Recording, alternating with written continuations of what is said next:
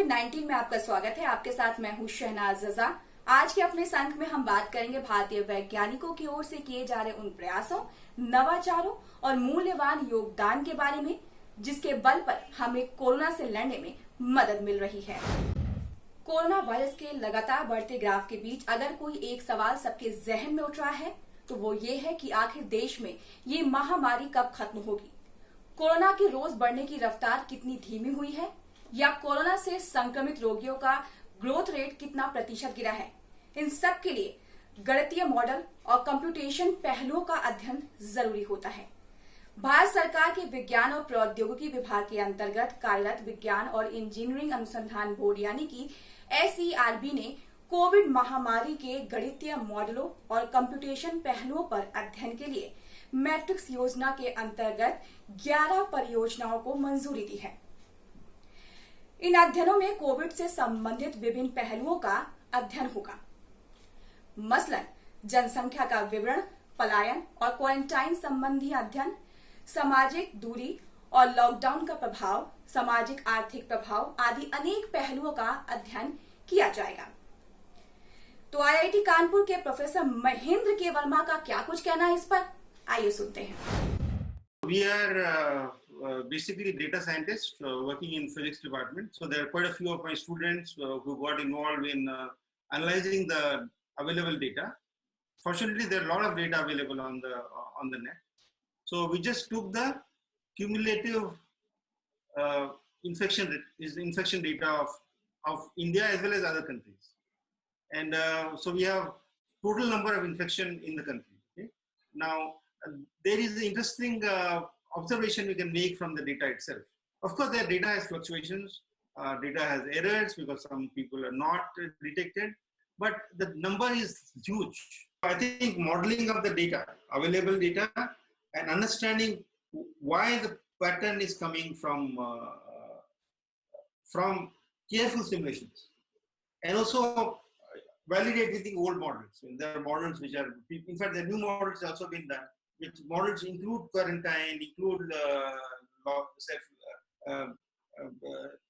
lockdowns. So we will try to understand the models and try to figure out from this point. कोविड-19 के चलते हुए देशव्यापी lockdown के दौरान किसानों को कई प्रकार की समस्याओं से जूझना पड़ रहा है। रबी फसल की कटाई हो या फिर खरीफ फसल की बुआई, अपनी उपज को बाजार तक पहुंचाना हो या बीज और उर्वरक की खरीदारी करनी हो, इन सब में किसानों को काफी दिक्कतों का सामना करना पड़ा है। किसानों की इन तमाम समस्याओं को दूर करने के लिए केंद्रीय सड़क अनुसंधान संस्थान यानी कि CSIR-CRRI ने किसान सभा के नाम से नया ऐप लॉन्च किया है। इस ऐप के जरिए देश के दूर दराज इलाकों के किसान सप्लाई चेन और ट्रांसपोर्ट की सुविधा से जुड़ सकते हैं। ये ऐप कोल्ड स्टोर या गोदाम कारोबार से जुड़े लोगों के लिए भी उपयोगी साबित होगा। किसान सभा उन लोगों के लिए एक मंच प्रदान करता है जो सीधे किसानों से खरीदना चाहते हैं। किसान सभा ऐप का लक्ष्य किसानों को सबसे किफायती और समय पर लॉजिस्टिक सहायता प्रदान करना और बिचौलियों के हस्तक्षेप को कम करने और सीधे संस्थागत खरीदारों के साथ जुड़कर उनके लाभ को बढ़ाना है। इस किसान सभा ऐप के बारे में आइए जानते हैं CSIR-CRRI के वैज्ञानिकों का क्या कुछ कहना है। किसान सभा ऐप एक ऐसा ऐप है जो फार्मर को ये सुविधा प्रदान करता है कि जो उनके पास प्रोड्यूस है वो किस तरह से नियर बाई मंडी में ले जाएं, और अवेलेबल जो उनके पास ट्रांसपोर्ट की सुविधा है, नियर बाई कौन सी नियर बाई ट्रांसपोर्ट की सुविधा है उसको भी इंगित करता है नक्शे पे। साथ साथ उनको ये कैलकुलेट करके बताता है कि अगर आप कौन सी मंडी में जाने से आपको कितना रेट आएगा। तो उनकी जो बेस्ड ऑन रिक्वायरमेंट, जो उनकी प्रोड्यूस की जितनी वजन है और जो रेट मंडी में देखते हैं उसके हिसाब से और ट्रांसपोर्ट कॉस्ट को मिला करके नियर बाई कौन से मंडी में उनको बेचना सही रहेगा, और उसके लिए एग्रीगेट है।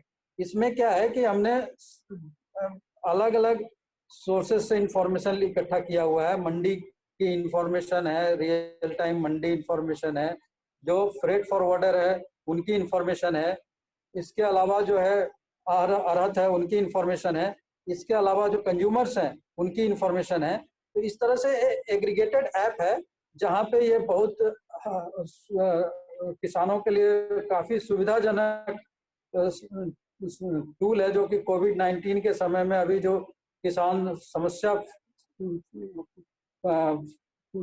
देख रहे हैं कि कैसे उनको अपने सामान को कैसे मंडी में ले जाया जाए, या कभी-कभी मंडी में खाली ट्रक जो अवेलेबल है उसकी भी ये चीजें बताता है कि अवेलेबल अगर ट्रक है तो मंडी से वापस कुछ लाना है सामान को दूसरे जगह पे ले जाना है तो वो चीज सुविधा भी प्रदान करता है।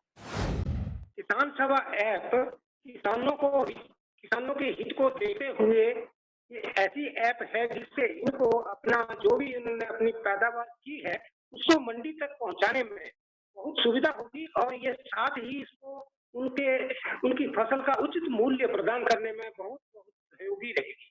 ये इनकी मुसीबतों को उनकी समस्याओं को देखते हुए ही बनाई गई है, और इसमें जो ट्रांसपोर्ट देते हैं, जो इनको जो सुविधा देते थे, और इनका जहां जहां जिन मंडियों में इनका सामान जाता था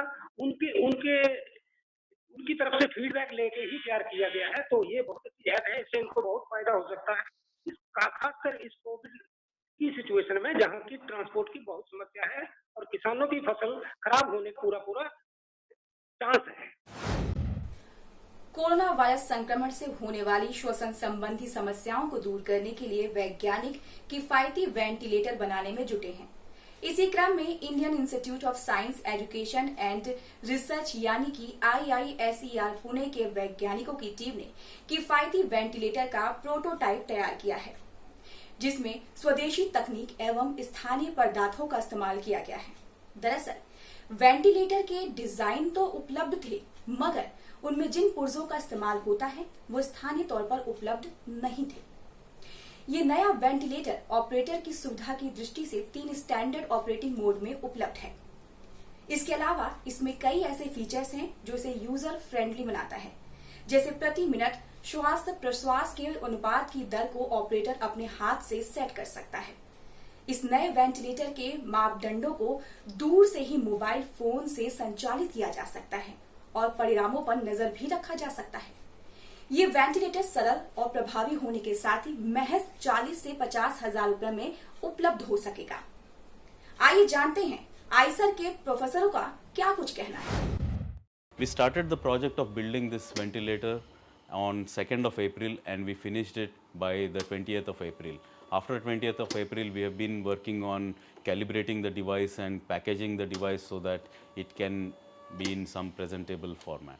The genesis of the ventilator project in IISER Pune started when our international office got in touch with Umakant and later with me to help in the design and development of a mechanical ventilator, which is known as the Bharucha ventilator.